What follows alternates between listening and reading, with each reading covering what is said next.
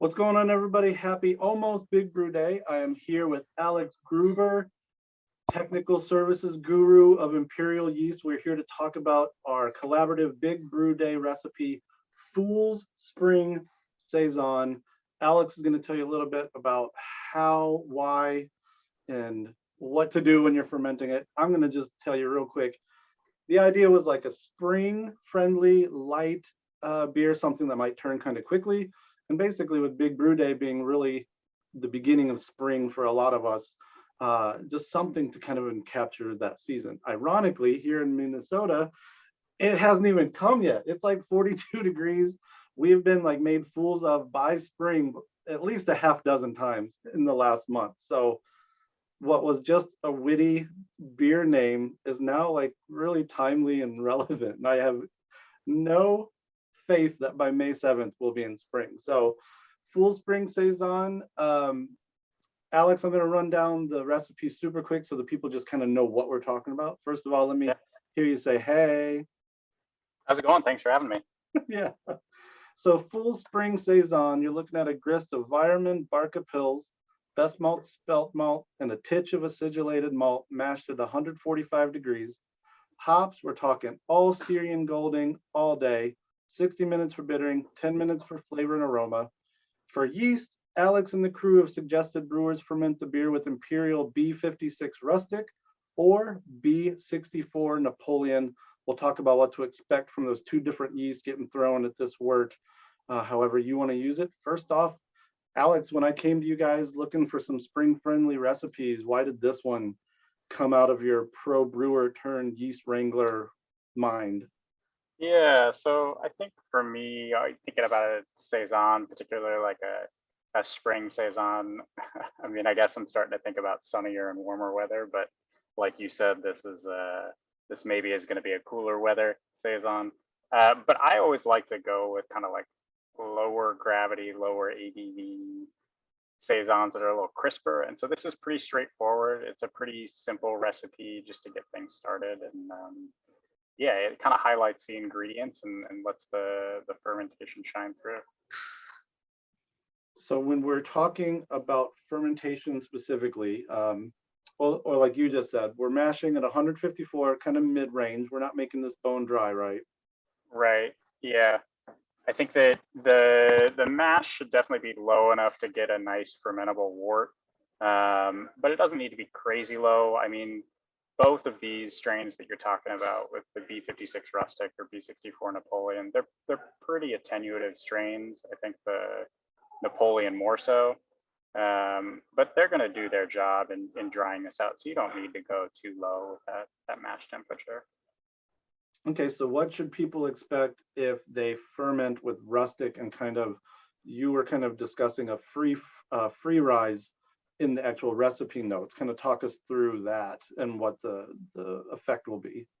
Yeah, so rustic is one of my favorite yeast strains in the sense that it can behave very differently depending on your fermentation profile. I know plenty of people who like to ferment it at a little bit cooler temperatures, but you can get a significantly different fermentation profile and kind of character in the beer if you go quite a bit warmer. I personally like to let this yeast do a free rise if you can, just kind of let it get to its temperature where it wants to be. And I also think it's home brewing, like, you know, try it out at a warmer temperature than you're comfortable with normally and see what happens. It might surprise you. And I think that this yeast can really start to express itself if you let it go beyond the temperatures that you maybe are normally comfortable with fermenting things at. What kind of things are those? What flavors are we getting? So it's interesting. I think it depends a little bit on I think in a typical fermenter, like if you're talking about a conical or like a carboy, you're going to get a little bit of bubblegum. You're going to get a little bit of like the classic spiciness. I think if you happen to have a setup that's a little bit more of an open fermenter setup where you have almost no head pressure on top, which I know some homebrewers out there are doing some pretty unique stuff, you actually start to get a remarkably clean beer. Those the intensity of those profiles kind of starts to go down a little bit. There's a really there's a reason I like this yeast. It can really change quite a bit depending on what temperature you're fermenting it at and also how you're fermenting it. And so I kind of picked this, again, I picked this temperature because I think you should push the boundaries of your yeast to get to know it a little bit sometimes. And what is the safe zone or the range on Rustic? So we normally say like 68 to 80 degrees is like the temperature range. And just knowing most brewers, like if you see that range, like you'll ferment it at 72 or 73 or something like that, something nice and safe, which is great. But sometimes you don't get to know all of the range that your yeast can provide if you don't push it to those upper temperatures. And so that's kind of why I'm saying like knock out at 74 and then just let it do its thing. Like if it warms itself up and it gets up to 80, it might surprise you and it might be quite a bit cleaner than you're expecting, as long as you don't keep a ton of top pressure. So when you say clean, is that almost like if you had a really wide, shallow fermenter and could pull this off, would this almost come off as like a really innocent, almost like table beer or pills, like as far as like lack of pizzazz? No, you're right in calling me out for that. I think a relatively clean is probably a more appropriate thing. I guess to me it's like so this yeast, its origin is Brasserie de Blaugis, and they traditionally, from what I've learned, they had open fermenters and they would ferment this at like 80 degrees.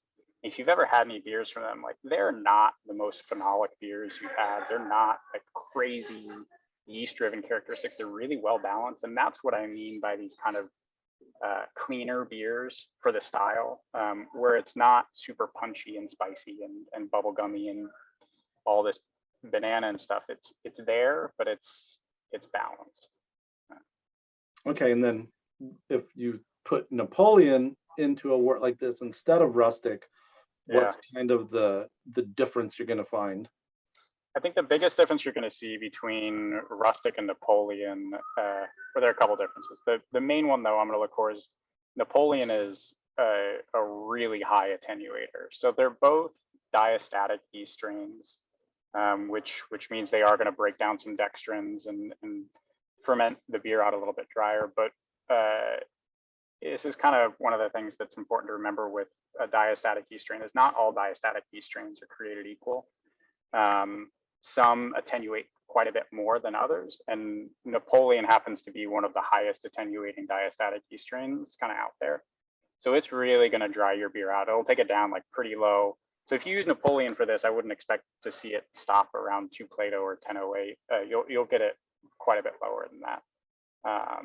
And then in terms of flavor profile, Napoleon just tends to be a little bit more lemony, not quite as bubblegummy as Rustic is going to be. And maybe a little bit more like pepper, but you're definitely going to notice the dryness, I think, between the two.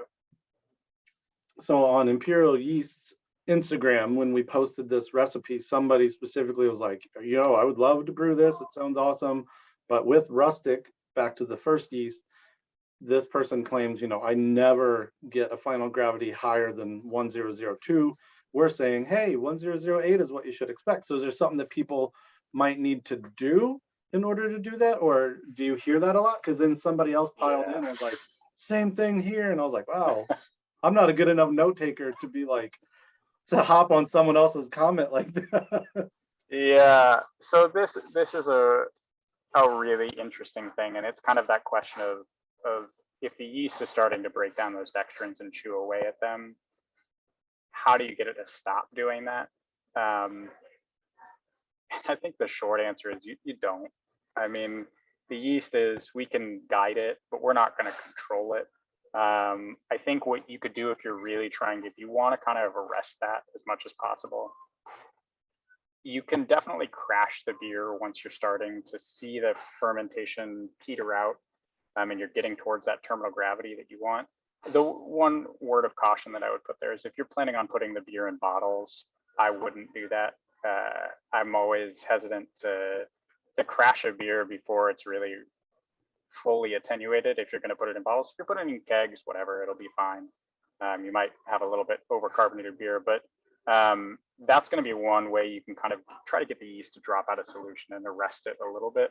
But the biggest thing is just hitting your mash temperature correctly too. I think you're building the body of the beer, you're building the foundation of the beer there. And if you do that, I think you should be in a pretty good position to get to 1008. I'm also a big fan. I mean, I always recommend everybody always does a forced fermentation with their beer, which I know is the type of thing that, you know, most people start doing the first couple times they brew and then stop doing it after that. But if y'all aren't familiar with a forced fermentation, we have a little guideline and SOP on our website for how to do that. It's basically just a test to see how fermentable your wort is.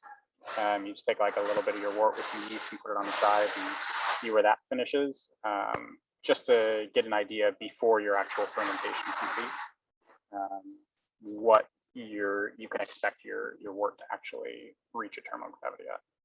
I always like it when people ask questions like that, because I think that it gets into the complexity of the yeast, and I'm as confusing as that may be when people start to get into it. I'm always a fan of like, man, have that hard conversation. Like, let's learn it. It's a microbe. It's crazy. It's complicated. I mean, but being diplomatic about it, would you think that these people potentially just are mashing lower than they think they might be? I think it could potentially be a mash issue. I mean, I didn't really want to get into it, but I would also bet it has to do with pitch rate.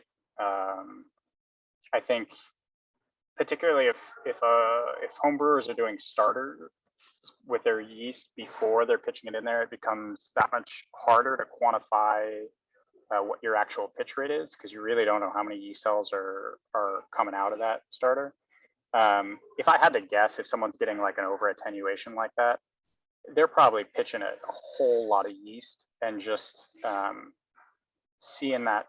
It seems odd to me that Rustic would get down that far, but if I had to guess, I would say it's probably coming from an overpitch. Because the pouch alone, by your experience, shouldn't do that. It shouldn't. It's going to depend on the starting gravity of the beer. I would say the yeast really shouldn't do that. I would want to dig into it a little bit more. That's kind of why I mentioned the forced fermentation. Because I mean, if you do a forced fermentation with US-05, then you see it drop down to 1004. You've probably got something else going on in there. And so that's why I always recommend people do that. Anything else to say about this recipe? Full spring Saison? I mean, have fun with it. It's a Saison. I mean, it's, you know, as I try not to get too rigid about the Saison recipes. Just, it should be fun and drinkable and a beer to share with your friends. Ooh. All right, our collaborative recipe is on chopandbrew.com/recipes or in the video description below, most likely wherever you're watching this. So give it a try. If you brew it up, man, tag Chop and Brew, tag Imperial Yeast, and let us know how your Big Brew day goes down. I should also say this recipe can be brewed before or after Big Brew day. It's beer for all of the year. All right, Alex, cheers. Appreciate you. Cheers.